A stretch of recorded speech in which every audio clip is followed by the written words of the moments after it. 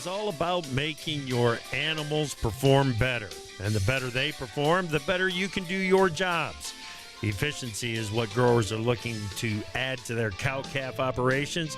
We've got plenty of ideas to share on today's Merck Animal Health Days edition of AgriTalk. Live from Marshall, Minnesota via Farm Journal Studios, this is AgriTalk. This morning we begin with a conversation with Merck nutritionist Dr. Grant Crawford. Then it's Dr. Brent Meyer, Merck Tech Service veterinarian, and later Teresa Wellew.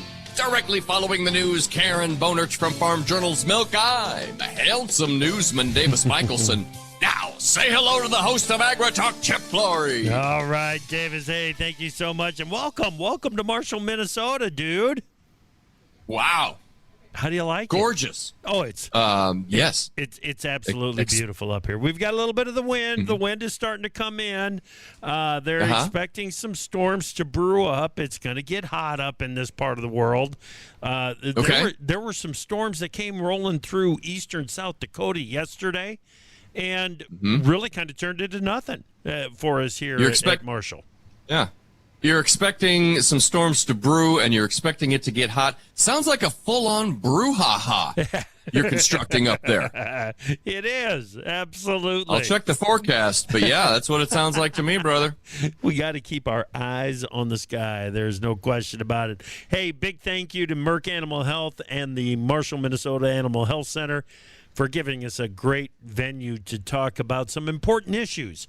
And it's all focused on keeping those animals healthy. And like I said, the healthier the animals are, the better that producers can do their job, the more efficiency there is, and the happier everybody is. So we're going to be talking about animal health here at the Merck Animal Health Days at Marshall, Minnesota. Dude, the news cycle is ramping back up again. Have you noticed? Well, a little bit, yeah. What did you have in mind there? Well, just all the conversation about what's going on with the crop and the level of conversation that is taking place, I think, is what's really got me the most. And it's having a bigger and bigger impact on the markets. We had the conversation with Brian Grady yesterday afternoon, editor at Pro Farmer. We'll talk to him again at the bottom of the hour here this morning, find out what's going on. But some of that, the crop condition influence is starting to get into the grain markets. Corn is steady to just slightly higher, soybeans steady to slightly lower. But I think a lot of that influence is just because they're looking at the crop condition reports and saying, wow, we're off to a pretty good start on both these crops. All right, let's get to the news. Indeed. I'm going to start with the National Weather Service weather. Dangerous heat continues for the Southwest and for portions of California today. The heat will also be of concern for lower elevations of Puerto Rico and the U.S. Virgin Islands, in case you're on vacation. Yeah. A few severe thunderstorms are expected across portions of the southern plains and upper Midwest. Across Florida, a plume of tropical moisture will continue to produce showers and thunderstorms with heavy rain and possible flooding. That's for Florida. Yeah, I tell you what, the way that the humidity was out of the system over the past couple of days in the Midwest, when it starts to roll back in, which it's going to do today, you got to be aware. Yep. Well, private exporters reported sales of 104,000 metric tons of soybeans for delivery to China during the 23-24 marketing year. A daily sale in here, 104,000, not a huge amount here, but it's China. It's second verse, same as the first. This is the second announcement this week that we've got of soybeans to China, and so hey, let's start a string. Let's string some sales together and see where it takes us. Yep. I've got crop progress report highlights from USDA updated as of June 9. Corn 74% good to excellent. That fell back 1 point from last week. 95% planted, 85% emerged. Soybeans 72% good to excellent. That's ahead of 69% last year. 87% planted, ahead of 84% on average. and 70% emerged. Talk about corn and soybeans. I got a tickle in my throat. Yeah, okay. The corn setback on the crop condition index, let's not get too fired up about that. That's Okay. The only thing that I would make note of is that there was a point increase in the corn rated poor to very poor, so it's not just some slipping from good down to fair. There is some stress out there in areas. Well, spring wheat, 72% good to excellent compares to 74% last week, 98% planted, 87% emerged. That's ahead of the average emergence pace. And cotton, 56% good to excellent compares to 61% last week, 80% planted now, and 14% squaring compares to 12% on average squaring. Winter wheat, 47% good to excellent, down 2 points from last week, but 12% harvested. That's twice as much as the 6% average. Yep. South American crop consultant Dr. Michael Cordonnier raised his Brazilian corn crop estimate 2 million metric tons, saying now that 10% of the corn has been harvested, and the Mato Grosso Institute of Ag Economics has increased the corn yield estimate for Mato Grosso. Cordonnier says he decided to increase his as well.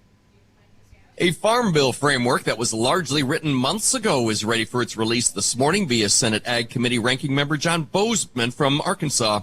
Widely expected to closely follow the GOP House Farm Bill measure pushed by House Ag Chair Glenn G.T. Thompson. Yeah, we'll have Senator Bozeman on the show early next week. Sounds good. Yeah. Contract negotiations at East Coast and Gulf Coast ports turned contentious before they even began.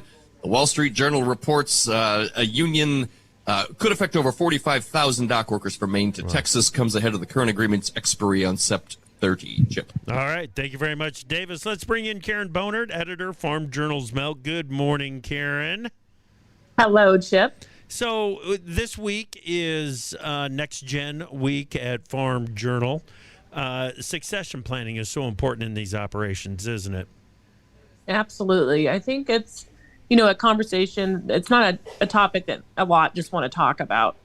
But I just really encourage people to ask those tough questions. What will happen to the farm once I'm gone? And I know it can sound morbid, but the reality is, Chip, that we all have an expiration date. The thing is, we don't know when it is. So we have to plan. We have to plan accordingly, right? And one thing is, from that back to our State of the Dairy Industry report, it outlined that nearly half of our respondents don't have a succession plan or are unaware. That Next Gen often is unaware what the operation plans are on this topic. Yeah. And to me, this is real concerning. We had Shannon Farrell, Chip, from Oklahoma State at our Milk Business Conference last year, and he says, if you don't have a plan in place, then you have a 0% chance of it working, right? So, right. Which is bingo, that's right. But back to that report, the larger the dairy size was, the more likely they were to have a succession plan in place. But it illustrated that all of our respondents, or not all of them, majority of our respondents, regardless of the herd size, says they plan to add a family member or bring back a partner. That next generation is more likely to come on in the next 5 years. So to me, this is perfect timing to start these conversations if you haven't, or finalize the plans if you haven't, especially before that next generation comes on board. Exactly. Yes, Karen, it's so important. And yeah, we've all got an expiration date, but wouldn't it be more fun to have an exit date from the operation, and so that you can actually make plans to see that plan see the plan work, and passing the farm down to the next generation. It's really important. Karen, thank you so much.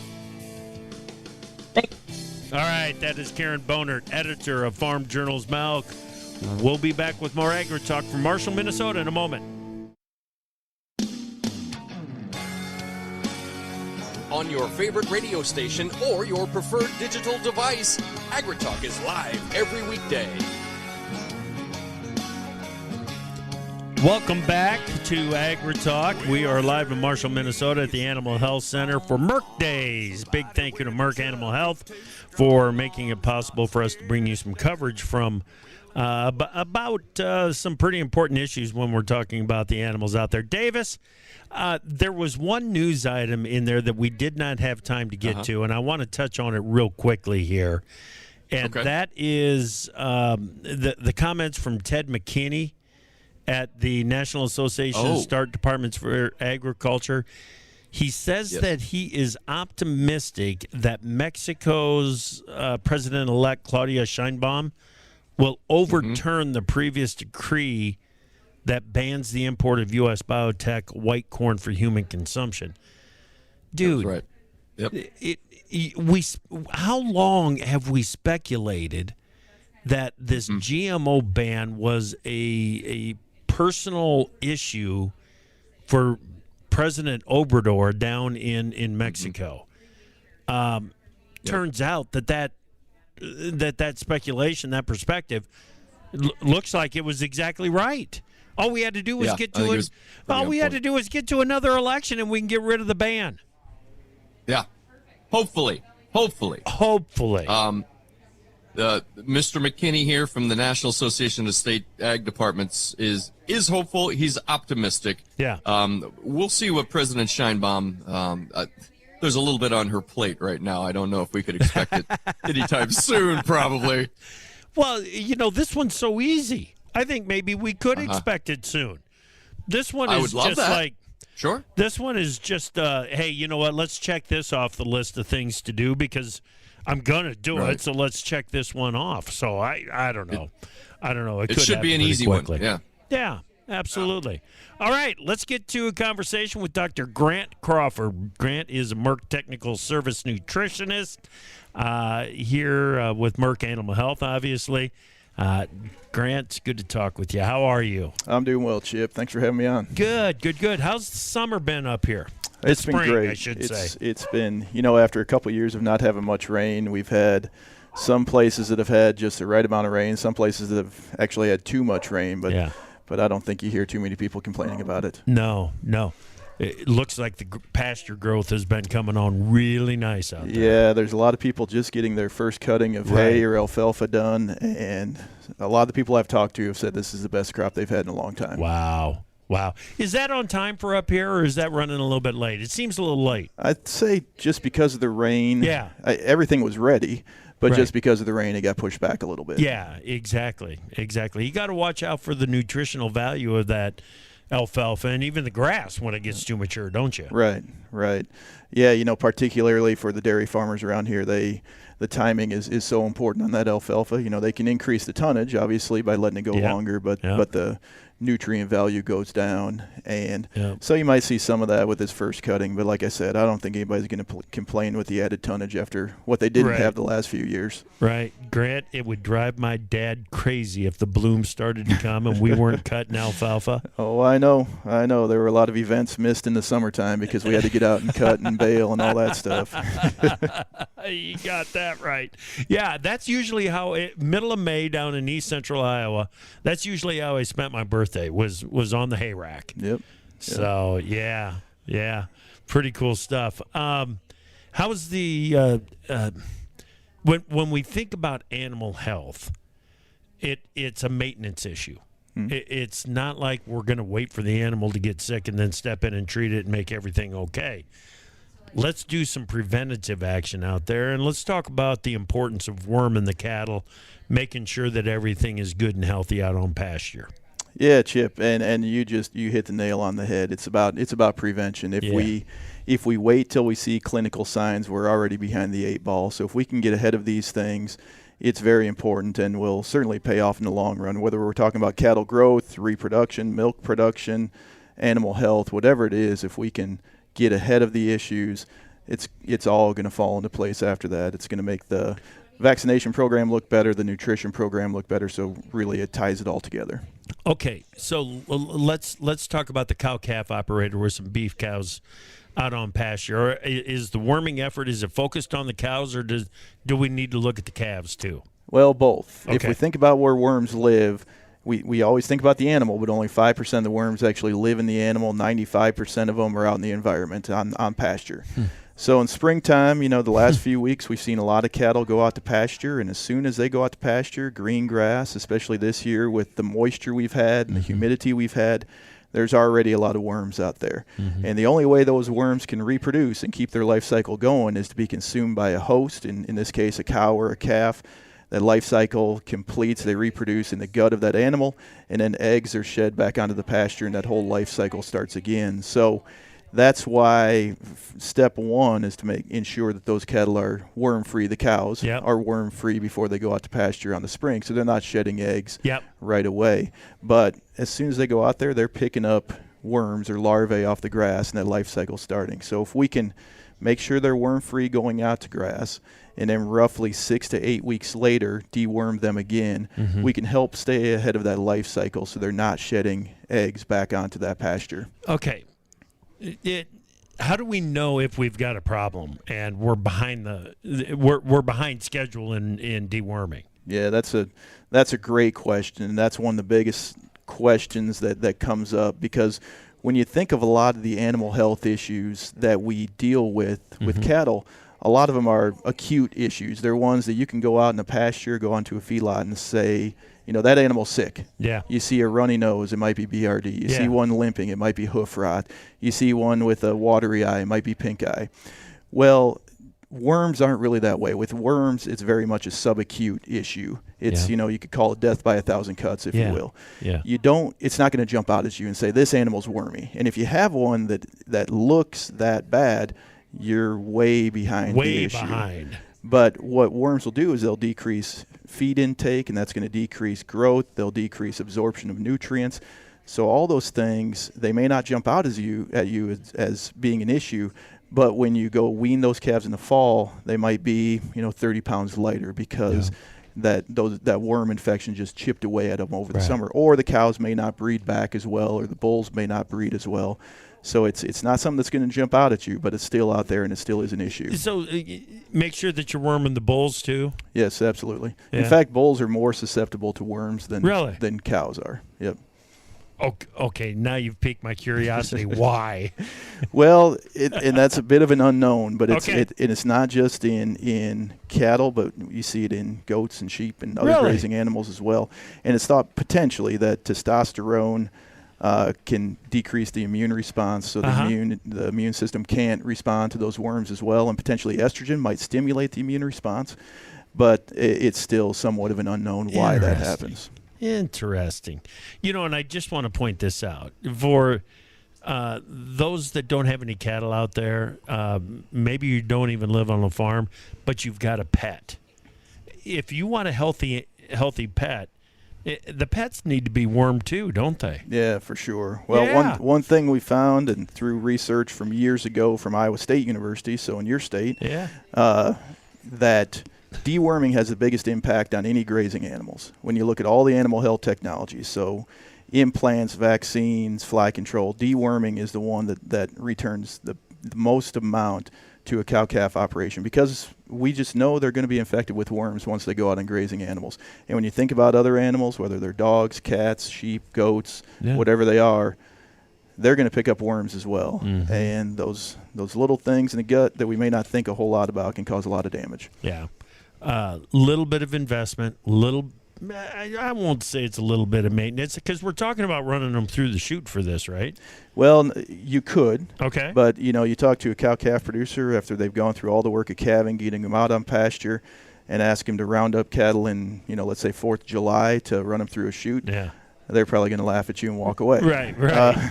But there are what we would call feed and mineral options to deworm.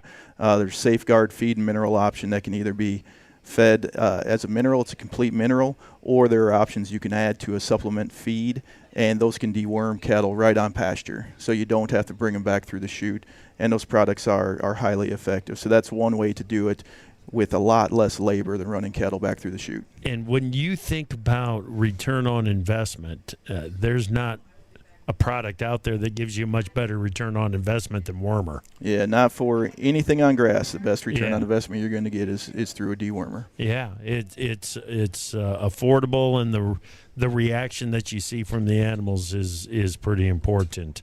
You're going to be here all day? I will be here all day. You're going to be back on with us this afternoon, right? I believe so. Yeah. Good. I know you are, so okay, make sure that you're around all day. I will be. All right, but we are live at the Marshall Animal Health Center. If you've got any questions for Dr. Grant Crawford, Merck Technical Service nutritionist, stop on out here, have a conversation with Grant, and he will make sure that you are pointed in the right directions. It's Merck Days, And we are live at the Marshall Animal Health Center. Coming up next, we're going to have a conversation with Dr. Brent Meyer.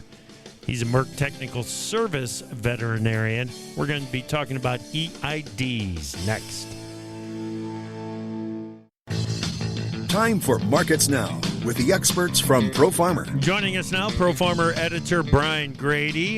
Just a reminder, we had Brian on the show yesterday afternoon. If you want to hear that, just go to agritalk.com. Beach. The wheat market is trying to get back yesterday's losses. It looked, boy, if soft red winter wheat doesn't break the string today, something's gone terribly wrong. Yeah, I haven't been able to say this for quite a while now. In fact, 9 days. But strong gains in the wheat market, being led by the SRW contracts, like you mentioned. Yep. The Russian grain traders unions out there saying that 15 to 30% of their winter grains, not just the wheat, but the winter grains, was impacted by their May frosts, and that's bigger than other estimates by a long shot, and so that's encouraging the corrective buying this morning. So we'll see if it holds together or not, but boy, strong gains here at mid-morning, and that market needs it. It needs a breather from the extreme sell-off that we've seen here recently. Well, the bean market was trying earlier, but it's backed off of those highs. Yeah, a little bit of spreading action going on there. The July contract's trading to the upside, but the other contracts are a little bit weaker, and kind of similar price action in the corn market. Pretty directionless with just a mild upside bias in the front end of the market. All right, take us over to the livestock trade. Some pressure on the cattle complex.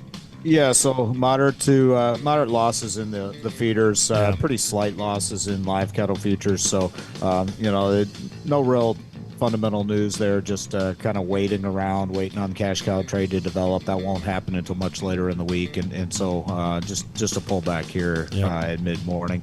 Kind of directionless in the hog market with a slight downside bias, but we are seeing the July contract trade to the upside. All right, thank you, Brian. That's Pro Farmer editor Brian Grady on Markets Now.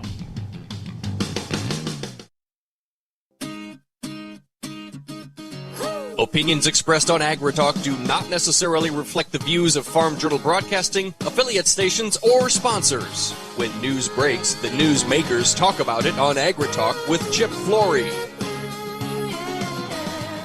Welcome back to AgriTalk. I'm your host, Chip Flory. Glad that you are with us for Merck Day here at Marshall Animal Health Center, Marshall, Minnesota.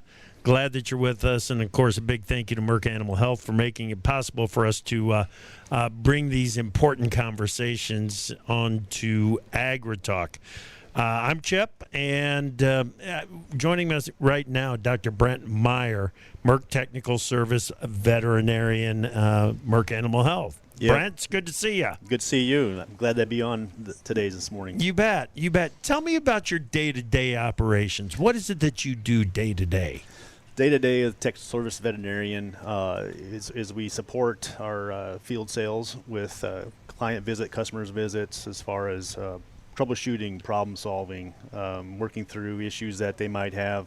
We work with veterinarians. A lot of times, personally, we get called with disease outbreaks that we get involved in to try to help figure out what's going on, what can be done to prevent those, mitigate those situations. And then we also do speaking events. And then a big part of it is research. There's we've got vaccines, antibiotics, growth promotants, that sort of stuff. It sounds like you're a vet that is also a consultant to other vets. That's that's what I like about the job is that we, as a veterinarian, you get into the profession to help producers help their animals. And that continues with this is as a resource to those veterinarians that maybe we need a little extra help or help us figure stuff out, and we jump in and across the United States and do that. Dude, it's got to be a different job every day. Yeah, nothing's the same. It's just like in practice. You just don't know what you're going to get into every day. Yeah. But that's what keeps you coming back every day. To see what's going on. Cool. Yep. Cool. Yep, love it. One thing that the cattle industry has been talking about for a very long time are these electronic IDs. Yeah. Talk to me about why a couple of things. Why is there some controversy over the EIDs, and what do they bring to the table? You would say the controversies is people were private. We don't want other people to know our business, and so that's I think is a big part of it, is the pushback of are you going to protect the data that's in that EID?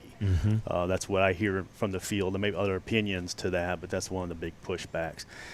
Personally, why that's important is we're seeing how the livestock intelligence is starting to creep into the beef and dairy space. It's been more prevalent in dairy than beef, but we're seeing it going beef way. So we need to have a way to link that data with those animals so that can be managed and transferred as it goes down the production line, so that the consumer has confidence in what they're purchasing and consuming. Yeah. So that's all. That data management's huge. Yeah. On the surface, we talk about animal ID, we talk about traceability, but you're using those electronic tags to kind of watch the health of the dairy cows, watch the health of the calves.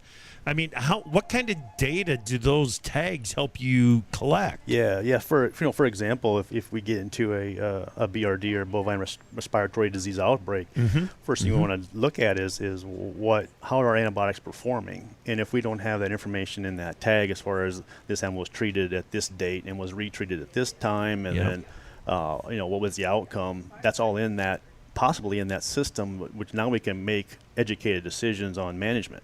Otherwise, we're just shooting from the hip, right, and not accomplishing anything. So the data we can get from that is huge going forward, as far as making sure that our animals are most productive.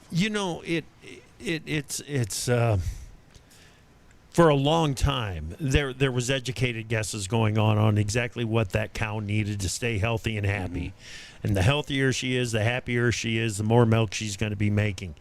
Now you're making clinical decisions on if that cow is happy and healthy. Yeah, absolutely. We're focused on it's so cool. It is individual animal medicine. I mean, you think about it, the size of the operations have gotten larger, but we're actually focusing more on individual animal management, and this is EIDs as part of that, is to fine tune, get down to the nuts and bolts of what's going on with that individual, which affects the whole herd. Right. Yeah. And the data that's collected is the operations data. Yeah, absolutely. Unless they choose to share with somebody, it's theirs. That's the thing, and we have to get access as a veterinarian and say, can we see the data and that sort of thing. So, yeah, it's just really, I think it's something that we need to consider and to embrace, and that's where Merck Animal Health and Allflex, it's a great cooperation. We're together now, and we provide all the opportunities to utilize the technology in our livestock. Yeah. Applications for that cow-calf producer, the beef producer out there. Talk to me about that. So, there's first thing you do is identification. We have the identifying tag. You got to have that, because there's nothing worse than treat the black calf out in the pasture. Well, we got to know which calf it is. Okay, right. So the EID is linked to that. The same numbers on the tag is on the EID. So that's the starting place of that. But the more we get into this is we have cow-calf, sense hub cow-calf, sense hub feedlot, which now is linked to, we can pick out animals that are different from the herd. And so that is part of that whole data package by utilizing of the technology. Yeah, cool.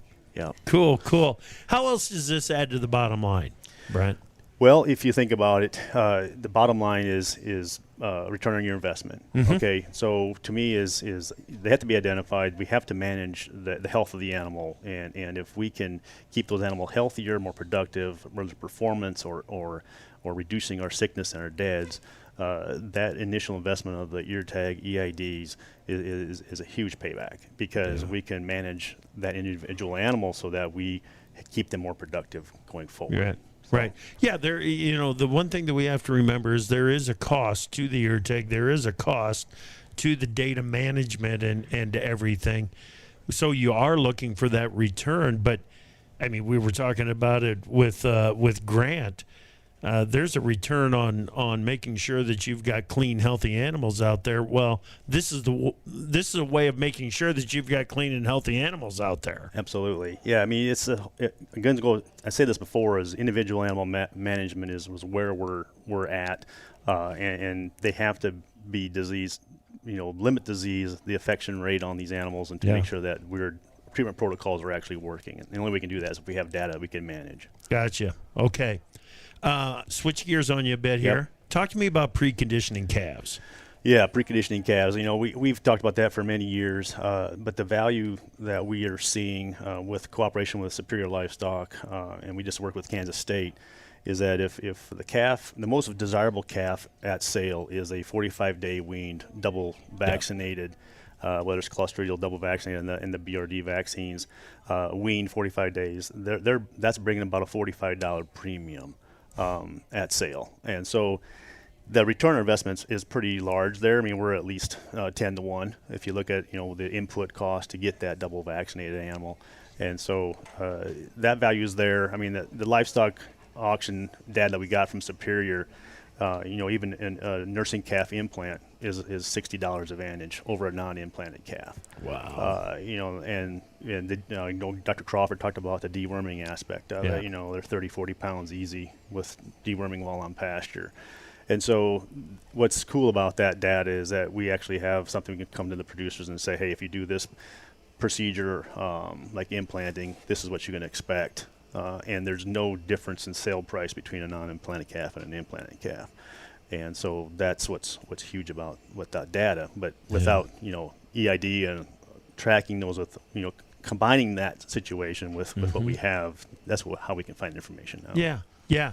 And you can take that data that's then gathered by an EID and it transfers with the calf, right? Yeah, if you put in what you want to put in, Yeah. as much information, and that moves on down the line. That's next phase, and so there's that confidence that we build with the consumer. The feedlot manager has Yeah. got to be able to look at that and think, hey, thank God there's an EID in there. It was the same as the steel tags before, right? Once they were preconditioned, they could get the steel tag. Yeah, and then the EID, you can put the information, it goes with the calf, but there's also preconditioned tags that we have. Now we have Prime Vac, that's Merck's program. We have Prime Vac tags, that sort of stuff that we can put in there to identify those animals that they've been through the program. But what's nice about, like with Prime Vac, is there's a veterinarian is involved to make sure that all the procedures are done correctly. So there's accountability to the program, so that the next person purchasing the calves have confidence of these procedures were done, and we can expect the performance and health that we would want to have. Yeah, it used to be buyers beware. Yeah, right. Now it's buyers. If you don't check the data, it's on you. Yeah, that's where that $45 per head comes into play. Right. Because they see the value into that preconditioning program. $45 a head, even in this market. Yeah, absolutely.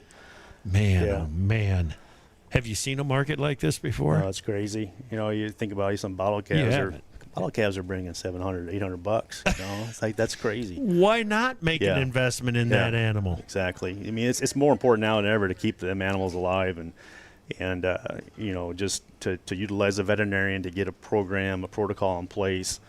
It's a no-brainer. You got to protect your investment because they're worth so much right now. Well, yeah, there's so much risk. As soon as they hit the ground, you got dollars laying there. Yeah. That's what, that's why the nursing calf implant, the deworming on pasture, synchronizing your cows so they're tight calving distribution. You throw all that together, your return on your investment is I've figured it out. Combining those are 100 to 1, easy. Wow. Fantastic. Dr. Brent Meyer, Merck Technical Service Veterinarian. Thank you. Yep, thank you for the time. We'll talk more this afternoon. Sounds good. All right. We are live at the Animal Health Center, Marshall, Minnesota. It's Merck Day here at the Animal Health Center in Marshall. Okay, when we come back, we've got Teresa Wellew. She is the director here at the Animal Health Center.